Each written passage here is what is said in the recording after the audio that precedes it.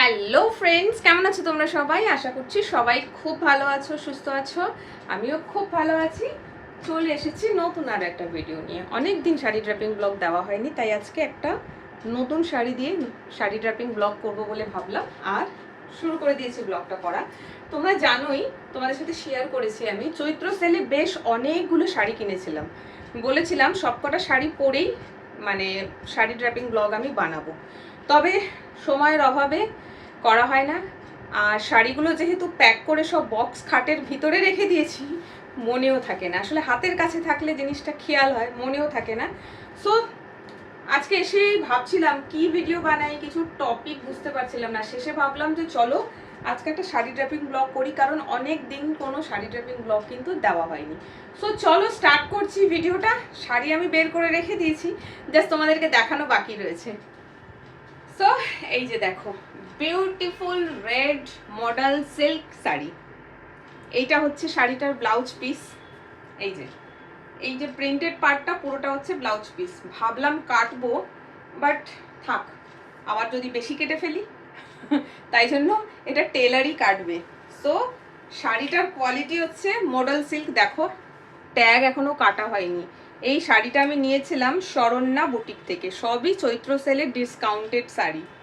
আমি ডিসকাউন্টে জিনিস কিনতে খুব পছন্দ করি। So this is the sari, beautiful red colour. কি সুন্দর না শাড়ির কালারটা। আর এই শাড়িটার সাথে ব্লাউজ পিস তো বানানো হয়নি, তাই আমার মনে হলো এর সাথে ব্ল্যাক কালারটা বেশ ভালো যাবে। সুন্দর যাচ্ছে ব্ল্যাক কালারের স্লিভলেস ব্লাউজ। এইটা হচ্ছে আঁচল। সো চলো, শাড়িটা কিন্তু প্রচন্ড বড় হবে আজকে, কারণ ব্লাউজ পিস রয়েছে প্রায় কতটা, 1 হাত মতন তো ব্লাউজ পিস, 1 মিটারের ব্লাউজ পিস থাকে। 1 হাত 2 হাত ব্লাউজ পিস রয়েছে। ব্লাউজ পিসগুলো না বেশ বড়। এই যে 2 হাত কাপড়ের তো ব্লাউজ পিসই রয়েছে শুধু। যাই হোক, এত বড় বড় শাড়ি কোথাও পরে যেতে খুব অসুবিধা হয়, তবে ব্লাউজ পিস কেটে নিলে শাড়ি কিন্তু সেই 12 হাতে চলে আসবে, নইলে শাড়িটা 15 হাত। সো চলো স্টার্ট করছি ড্রাপিং। তোমরা দেখো কেমন লাগলো জানিও। আর আজকে আমার অবস্থা দেখো, মুখ এই দেখো, আলু, কপাল আলু, এখানে ছিল একটু কমেছে। কি করে আলু হলো? মার খাইনি, ভুলভাল আবার ভেবো না, মার খাইনি। অ্যাকচুয়ালি আমার ফ্ল্যাটের পাশে কিছুটা খালি জায়গা আছে, ওখানেই আমি একটু দড়ি খাটিয়ে কাপড় শুকনো দিই, ঠিক আছে। আর বর্ষাকাল, যত আগাছা গাছ থাকে জানোই তোমরা, বর্ষাকালে বর্ষার জল পেয়ে আগাছাগুলো এত তাড়াতাড়ি বাড়ে যে কি বলবো। কদিন বৃষ্টির জন্য কাপড় তো শুকনো দিতেই পারছিলাম না বাইরে, সব কাপড় ঘরের ভেতরেই শুকনো হচ্ছে। আজ একটু ভালো রোদ উঠেছে, তাই যত ভেজা কাপড় ছিল সব গেছি শুকো দিতে। ও বাবা, শুকনো দিতে গিয়ে দেখি এত বড় বড় ডাল ঝুলে রয়েছে, ওই জায়গাটা পুরো ছাওয়া, রোদ্দুরই নেই। লাস্টে কি করবো, এর আগেও একবার করেছিলাম আমি। আমার ঘরে কাটারি আছে, অনেকে দা বলো, অনেকে কাটারি বলো, যেটা দিয়ে নারকোল ডাব কাটা হয়, নারকোল কাটা হয়, সেটা আমার ঘরে থাকে অলওয়েজ। কিছু কিছু কমন জিনিস, তার মধ্যে একটা কাটারি। সো আর কি, কাটারি নিয়ে বেরিয়ে পড়লাম গাছ কাটতে। গাছটাকে পুরো আগে ডালগুলো একটা একটা করে কেটেছি। ও মা, দেখি ডালগুলো কাটার পরেও ঠিক হচ্ছে না, রোদটা ঠিকঠাক পড়ছে না। মানে মেন যেটা আছে সেইটাকে কাটতে হবে, তাহলে আবার গোড়া দিয়ে পুরো উপড়িয়ে দিয়েছি। আর গাছের মধ্যে ছিল অসংখ্য পিঁপড়ে, পুরো পিঁপড়েতে স্নান হয়ে গেছি আজকে। তাই জন্য এই যে আজকে হেয়ার ওয়াশ করেছি, এইটাই হচ্ছে রিজন। এমনিও হেয়ার ওয়াশ করার ছিল, হয়তো আজকে করতাম না, অন্যদিন করতাম, বাট গাছ মানে গাছে ধুলো থাকবে, পিঁপড়ে পোকা মাকড় কত কি থাকে।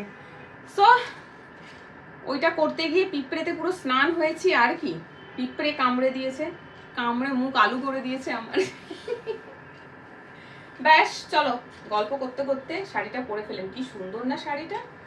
সিল্কের থেকে মডেল সিল্কটা আমার বেশি ভালো লাগে, কারণ এটা না সেই সিল্ক কি হয়, ভীষণ একটা স্লিপি স্লিপি ভাব থাকে, এটাতে সেটা থাকে না। দারুণ ম্যাটেরিয়ালটা। সো কি পারপাসে সব শাড়িগুলো শপিং করেছিলাম, সেই পারপাস ভেবেছিলাম 1 বছরের মধ্যে হয়তো ডেট ফিক্স হবে, বাট সেটা 1 বছরে হবে না, 2 বছর পর হবে। আর এদিকে আমি এক গুচ্ছ শাড়ি কিনে বসে আছি।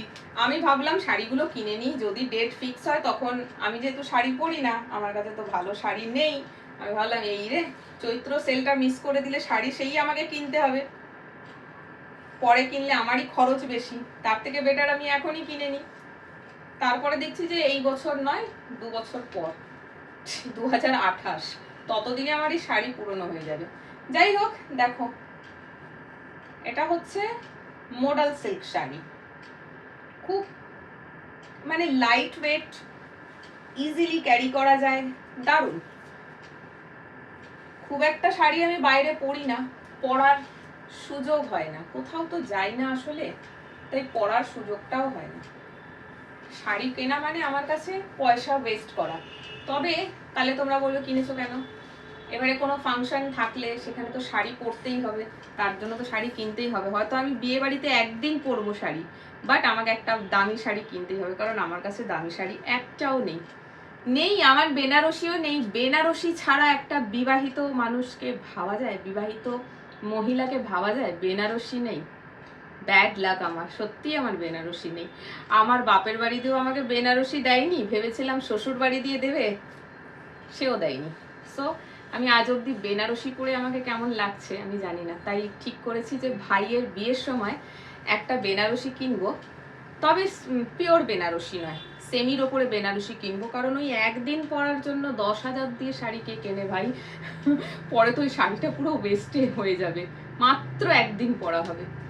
সো যাই হোক, দেখো শাড়িটা খুব সুন্দর, অপূর্ব শাড়ি, কোনো কথা হবে না, ভালোই শাড়ি সিলেক্ট করেছি। মডাল সিল্কের আরেকটা শাড়ি আছে, তবে সেটা হচ্ছে কফি ব্রাউন কালার, ভেবেছিলাম ওটা পরবো, 12 করেছিলাম, তবে ওর থেকে আমার এটা বেস্ট মনে হলো। তো দেখো তো, ক্যামেরাটা একদম পিছনে করে দিলাম, কেমন আঁচলটা দেখো, বিউটিফুল শাড়ি, খুব ইজিলি ক্যারি করা যায় এই সমস্ত শাড়িগুলো, পরে আরাম, যেমন তেমন ভাবে পরো। কোথাও যদি এমন কোনো কাজ বাড়িতে গেছো, ধরো নিজেদেরও বাড়িতে অনেক ফাংশন থাকে, বাড়িতে পুজো বা অন্য কোনো অনুষ্ঠান আছে যেখানে তুমি সারাদিন শাড়ি পরছো, পরে আবার টুকটাক কাজও তোমাকে করতে হবে, সেখানে কিন্তু অন্য কোনো হেভি শাড়ি, দামি শাড়ি পরা যায় না, ভাঁজগুলো নষ্ট হয়ে যায়। বাট এই ধরনের শাড়িগুলো না খুব সুন্দর, আঁচলটা দেখো ঠিক দাম, আঁচলটা অনেক বড় হয়ে গেছে, কারণটা তোমরা জানো, বলেছি শাড়ির ব্লাউজ পিস যেহেতু শাড়ির মধ্যে রয়েছে, তাই জন্য আজকে শাড়িটা একটু বড় হয়ে গেছে। So this is the sari. কেমন লাগছে? আমার কাছে মন ভালো করার একটা ওষুধ, মোক্ষম ওষুধ কি জানো? সেটা হচ্ছে শপিং, নতুন জামা কাপড়।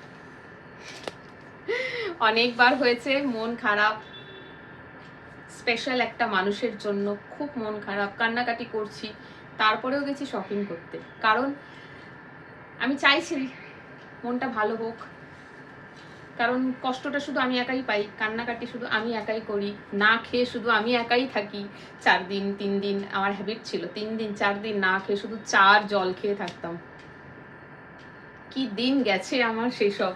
যাই হোক, টপিক চেঞ্জ হয়ে যাচ্ছে। সো কি বলছিলাম, ভুলে গেলাম। হ্যাঁ, শপিং। সো আমার কাছে আমার মন ভালো করার একটা মুখ্য ওষুধ হচ্ছে, সেটা হচ্ছে নতুন জামা কাপড় কেনা, নিজের পছন্দের শপিং করা, তবে সাধ্যের মধ্যে।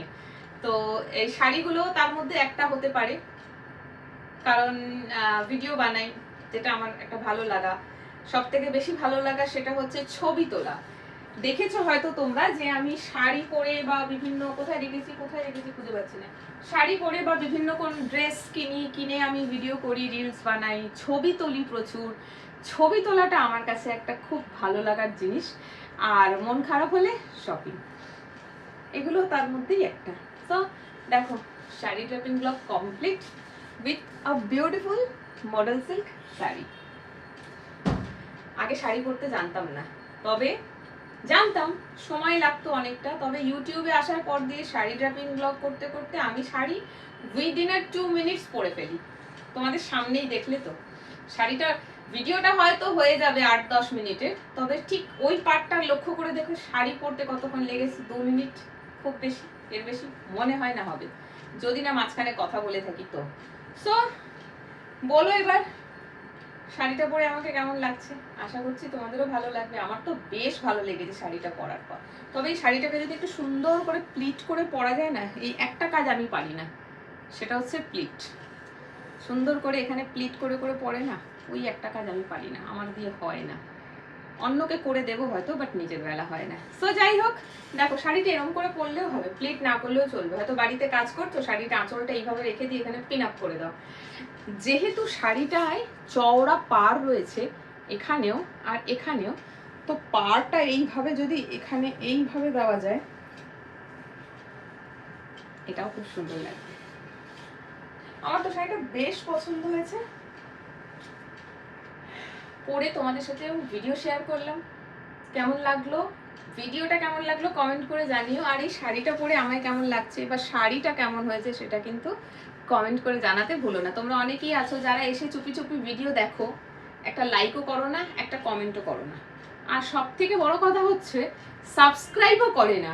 আমার ভিডিওতে 90% নন সাবস্ক্রাইবারের ভিউ, সাবস্ক্রাইবারের ভিউ হয়তো 10%। আমি বুঝতে পারি না, তোমাদের আমার ভিডিও ভালো লাগে বলেই হয়তো তোমরা দেখো।